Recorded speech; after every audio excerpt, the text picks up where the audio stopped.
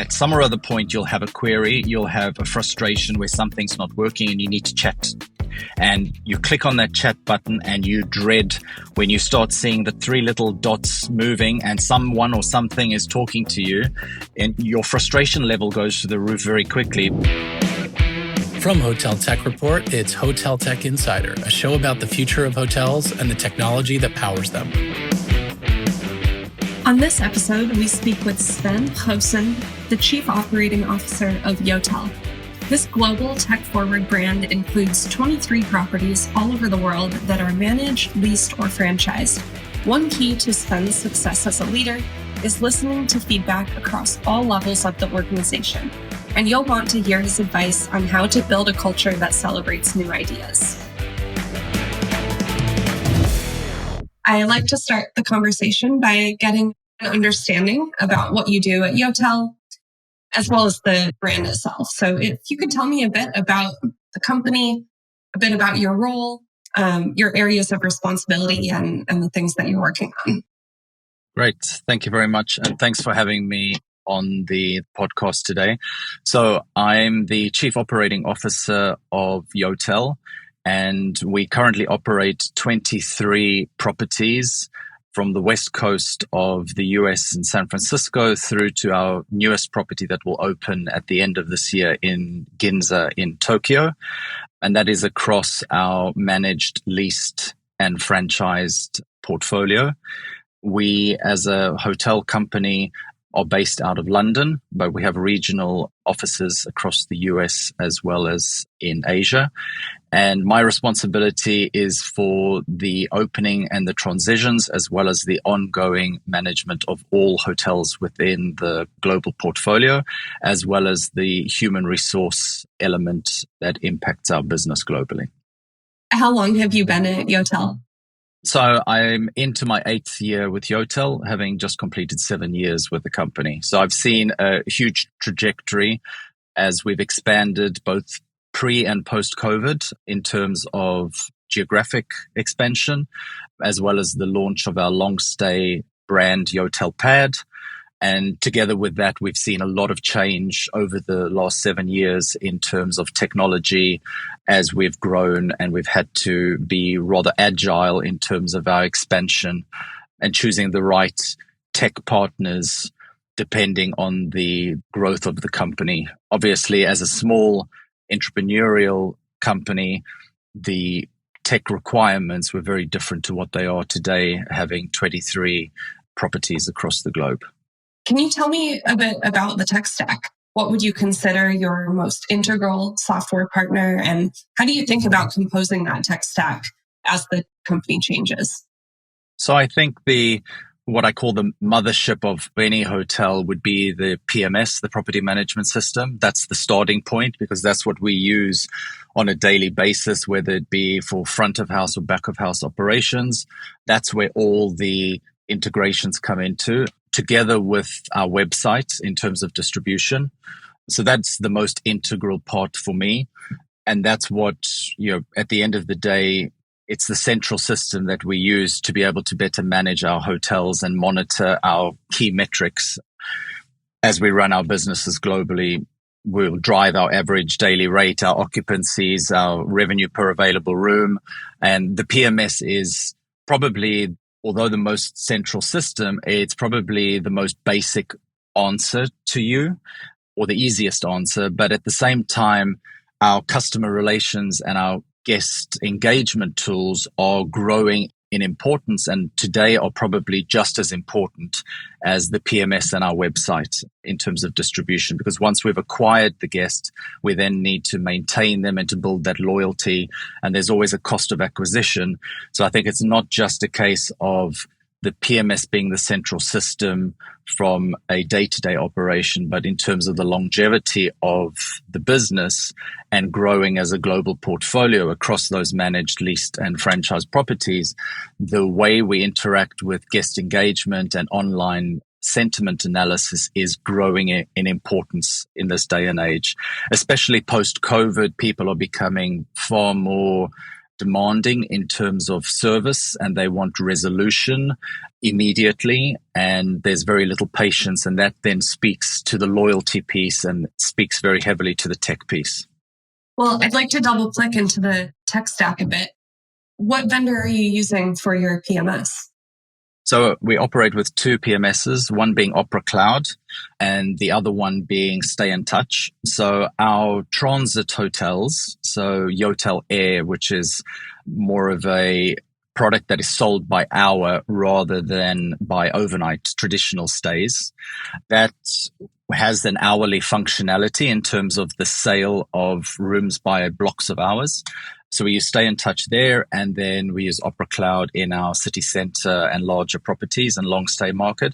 But we're also working on developing that hourly functionality together with Opera as we move forward. How do you think about purposefully composing your tech stack? At what point do you consider adding a new vendor, or is there a point where you consider offboarding a vendor because you're not using enough of the functionality to make it worth the price?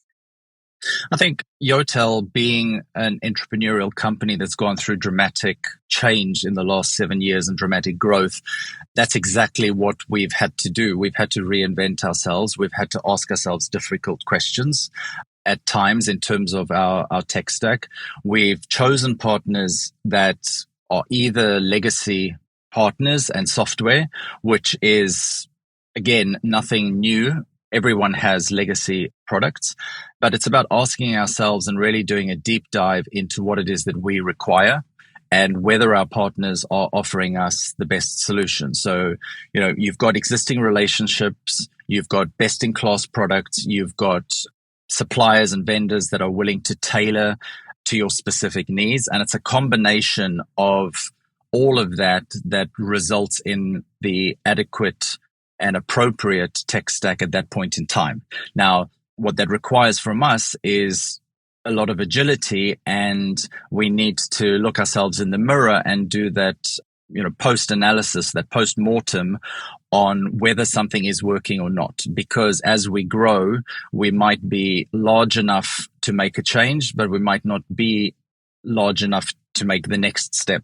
So it's a case of timing and, constantly revising. And two of my great industry mentors said to me early on in my career that if you green, you grow, and if you're not, you rot.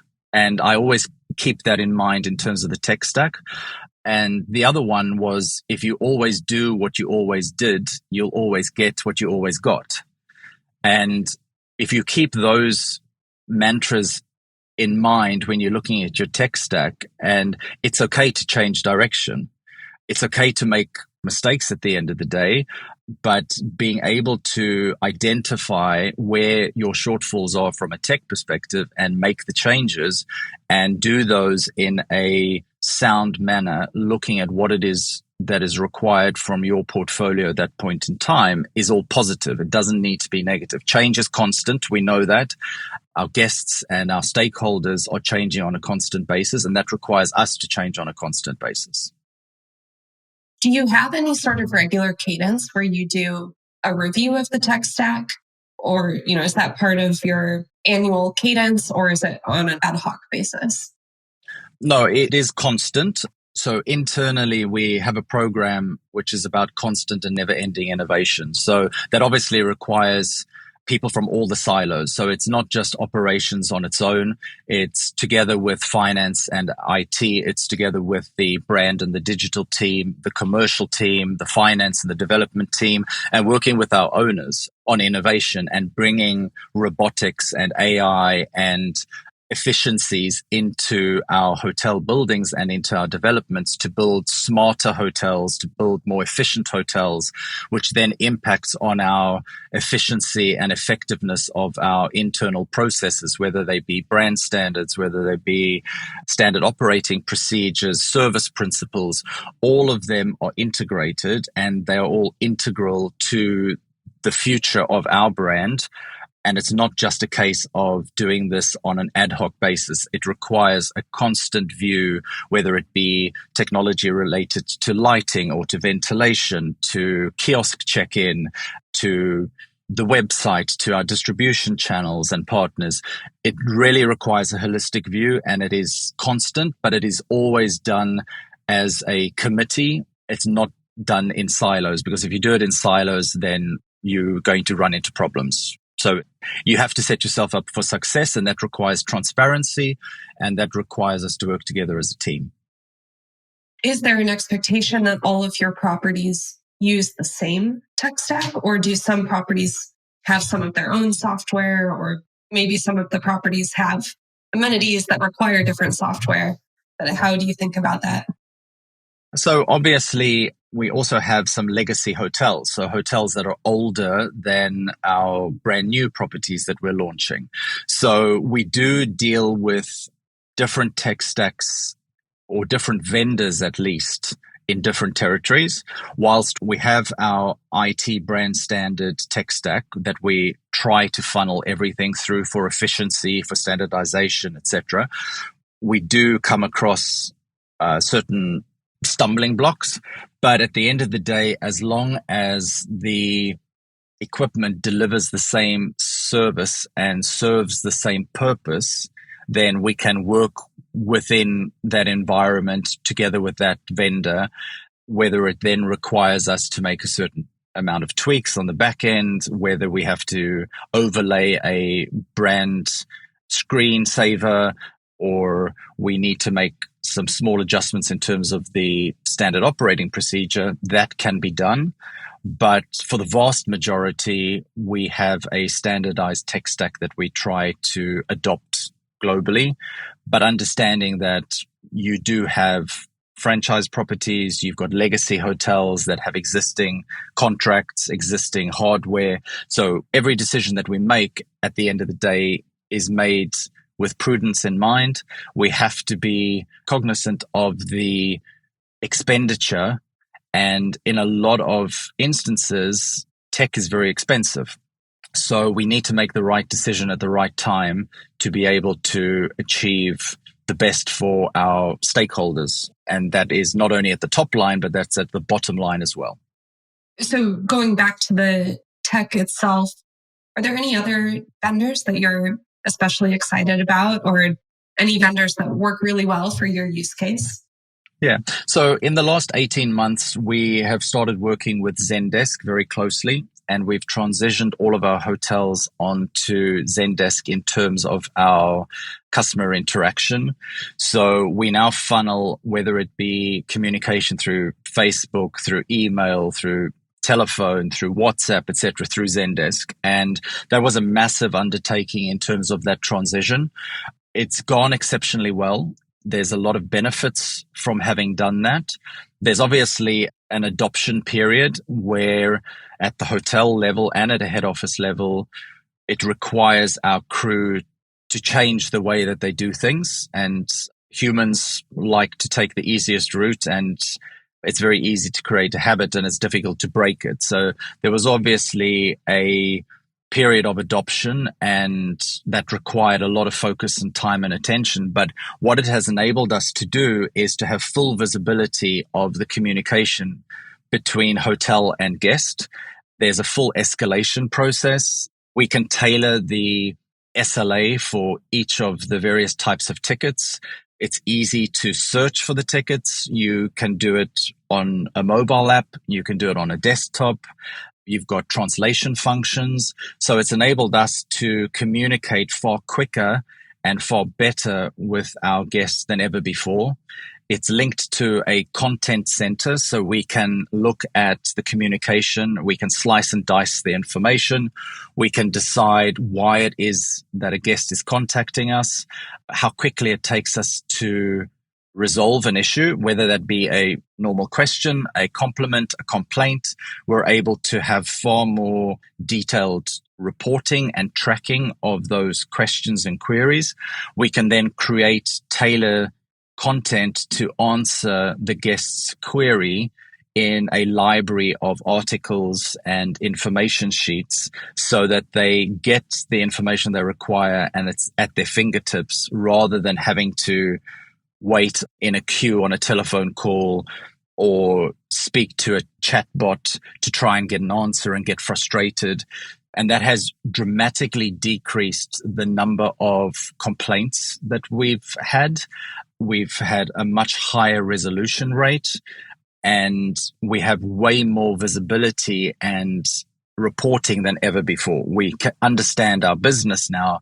We know why people are contacting us. Is it to make a reservation? Is it to ask for a copy of their bill? And as a result of that, we are then able to go back to our tech stack and speak to our vendors in terms of making small adjustments on their side to be able to counteract a guest having to reach out to us, where we give them what they want before they ask for it. And that's what will enable us to get ahead, to build the loyalty, to increase our customer satisfaction, which then improves our online guest sentiment. Improving the sentiment score will drive the ranking. The ranking then drives the visibility, and the visibility then drives the conversion, which again is a win-win on the top line for the hotels. So again, it's all interconnected, and it's a really exciting journey that we're going on with Zendesk. And obviously the next level of discussion with them is how we bring in AI and what AI can actually do for us in terms of further enhancements, improvements, efficiencies, effectiveness across the company. Can you tell me a bit about one or two of your business objectives? Thinking more broadly, what are you working toward at Yotel, and how is technology part of the solution? Well, I'm going to answer it in a way that touches on some of the concepts that I spoke about earlier. It's about being culturally aware and globally minded.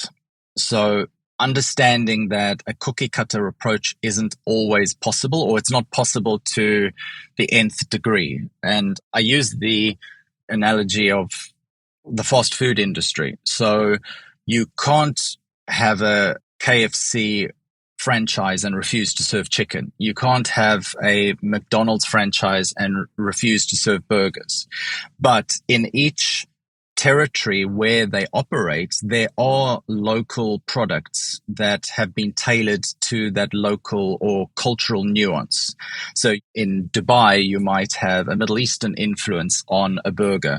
In Greece, you'll have a Greek influence on the burger. And that's what we need to remember. We need to maintain the brand standards and the ethos and the values of the company.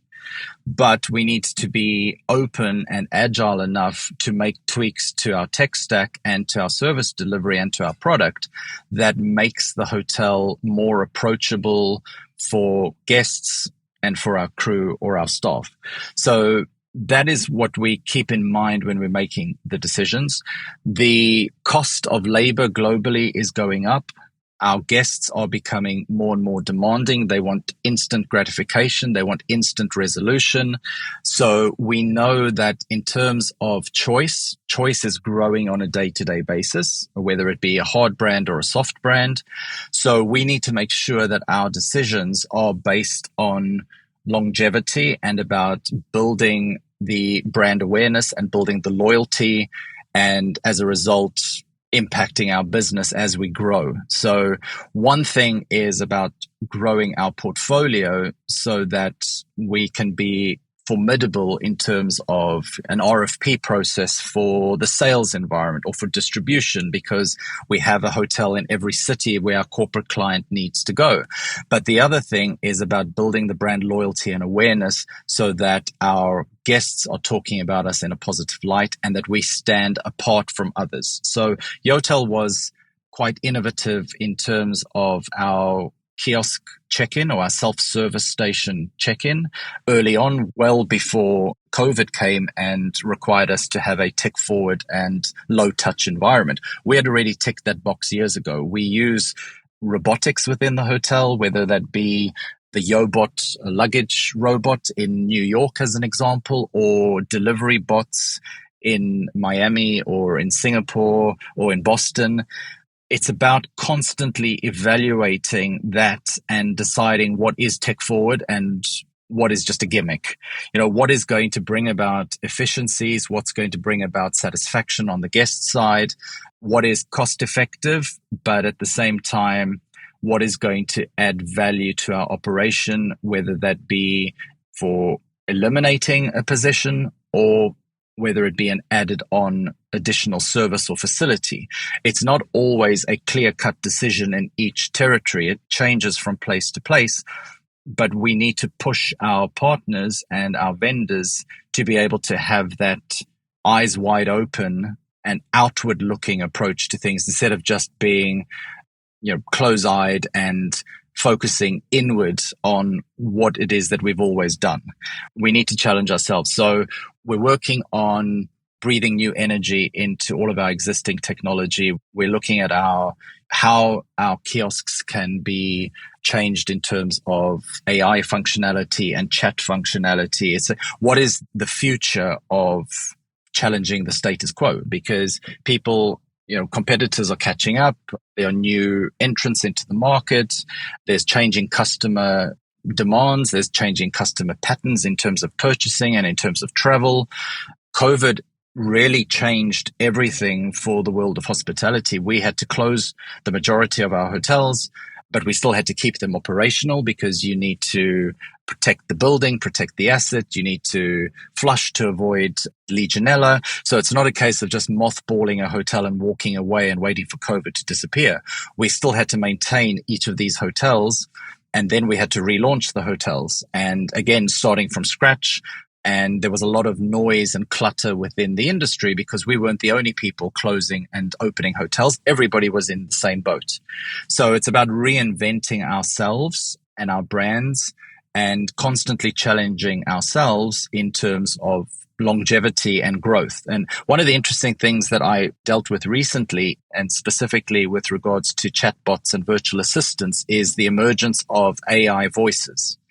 And we were listening to, I think it was 7 or 8 different voices from Polly. And when we were looking at leading chatbots for various purposes, and we were listening to the voices that AI was coming up with. And one of my colleagues asked me to try and identify which were the fake voices and which were the real voices. And I very quickly said, fake, fake, fake, fake, fake, until I got to one voice and I hesitated.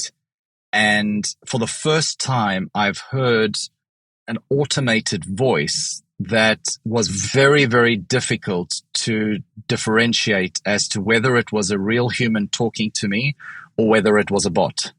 And it was only at one point in the conversation where there was a pause, like a human would pause to think, followed by the strange pronunciation of one word that made me realize that it was also an automated voice and AI technology. So at the end of the day, every single one was AI, but some were really bad, some were really good, and some were brilliant. And it's quite interesting to see that evolution and the entry of AI and automated technology into our industry and into our daily operations, whether it be a virtual bot that is processing virtual credit cards on a reservation, auto checking in a group, whether it be a voice handling guest inquiries. All of that is interesting. And for me, the important thing is that once new technology arrives and once you have that initial adoption, it then progresses very, very quickly. So I think the next 5 to 10 years are super important for our industry, and it's extremely exciting to see how quickly things develop and how fast things go, the pace of adoption, who gets on board first, who is lagging. But that was really interesting to listen to those voices, and it was pretty much a moment of realization that this is going to happen, and it's going to happen a lot faster than any of us think. But that's the exciting bit, because you need to change, you need to embrace change. If you don't embrace change, you end up going backwards, and going backwards is not an option for anyone who wants longevity and to build customer loyalty.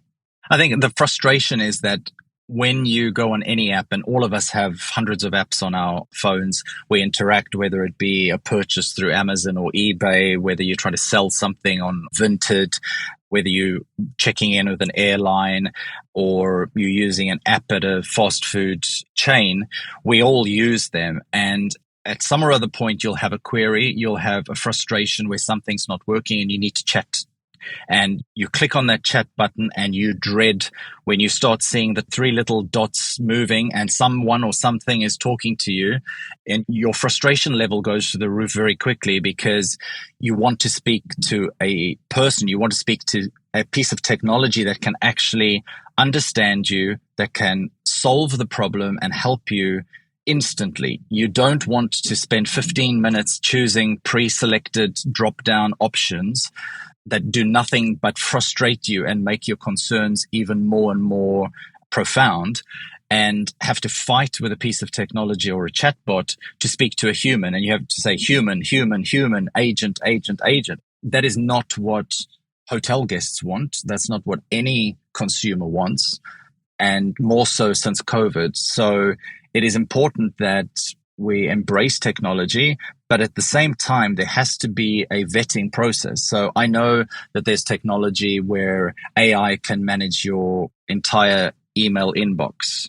And maybe I'm just old school, but I would always err on the side of caution where I would allow AI to read my emails. I would allow AI to summarize my emails. I would allow them to propose a potential solution or resolution or an answer, but I would always want to make sure that I verified in that adoption stage that it is actually working correctly. Because what happens if your AI is hacked and AI is now on autopilot and making decisions for your business and impacting your employees and your customers, and you've allowed that to happen? And that for me is the knife edge where we are developing and we're progressing as an industry quite quickly, where previously we were very traditional and clunky.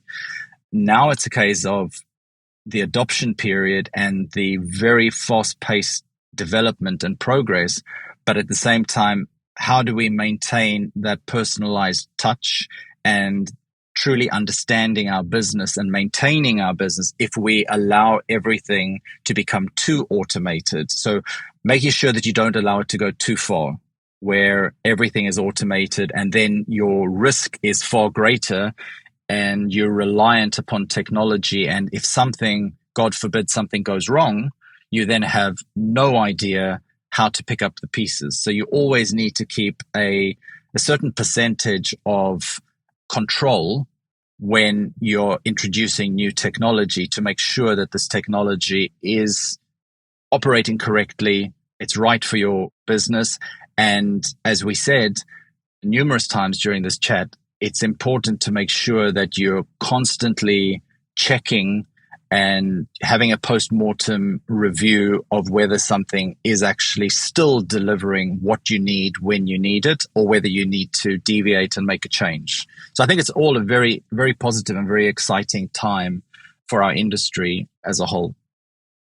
One last question before we wrap up. I'm curious to hear from you. What is one thing that you believe about technology that your peers or competitors might disagree with? I think it's obvious that you need technical skill sets when you're implementing technology. Now, there's two sides to the argument, whether you need to use a third party or whether you need in-house skill and resource. And I think that over time, we moved away from in-house resource and we outsourced everything. And a lot of third-party tech companies have delivered our tech stack for years, and we've become reliant on third party. A lot of people still believe that that's the way to go because you outsource, there's less drain on your resource. My view and growing view is that perhaps we need to go back to bringing things in-house, because you then do away with that redundancy that I spoke about. There's always spare capacity. So by having the in-house resource, you can be more agile, more flexible. You can ensure that you don't have that excess in terms of system functionality and software that you don't need, that you're wasting money on.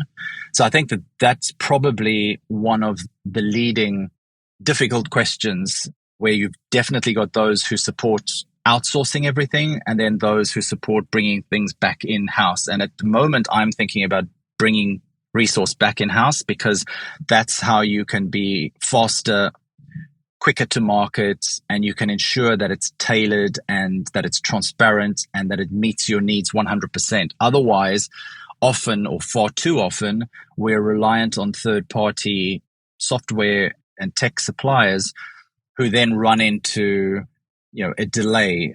They change the parameters and you're at their mercy because you've invested all your money and your resource in them, and you may have nothing to show for it. Whereas if it's in-house, you've got greater control. There is the risk, as with anything, but I think that you've got more agility, you've got more flexibility, you can tailor make a product and a solution that is truly what you need, and that it's giving you 100% functionality and that you're utilizing 100% functionality. So I think that's probably what I would say in terms of a sensitive topic between different people where there's two very clear views. Well, I really appreciate you taking the time to be on the podcast today. Loved hearing all your experience with technology and how you're thinking about finding that right balance. Any final thoughts or anything else you'd like to add before we wrap up? Well, thank you for the opportunity, and I concur. It was very interesting discussing these topics with you. The only final word that I would have is about the concept of enforced hospitality.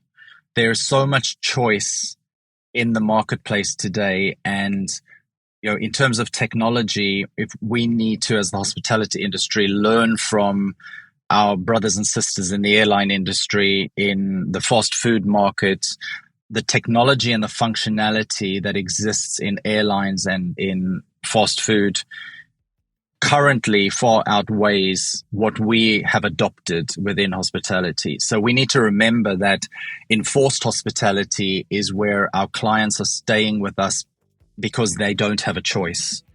Soon there will be way more choice in terms of hotel brands that provide true hospitality and true tech innovation.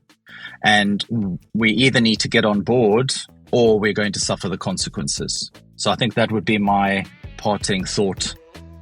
Great. Well, thanks so much, Sven. Really appreciate you taking the time. Pleasure. Look forward to hearing the episode when it comes out. Great. Thank you very much. Thanks. Take care. That's all for today's episode. Thanks for listening to Hotel Tech Insider, produced by HotelTechReport.com. Our goal with this podcast is to show you how the best in the business are leveraging technology to grow their properties and outperform the comp set by using innovative digital tools and strategies. I encourage all of our listeners to go try at least one of these strategies or tools that you learned from today's episode. Successful digital transformation is all about consistent small experiments over a long period of time. So don't wait until tomorrow to try something new. Do you know a hotelier who would be great to feature on this show? Or do you think that your story would bring a lot of value to our audience? Reach out to me directly on LinkedIn by searching for Jordan Hollander. For more episodes like this, follow Hotel Tech Insider on all major streaming platforms like Spotify and Apple Music.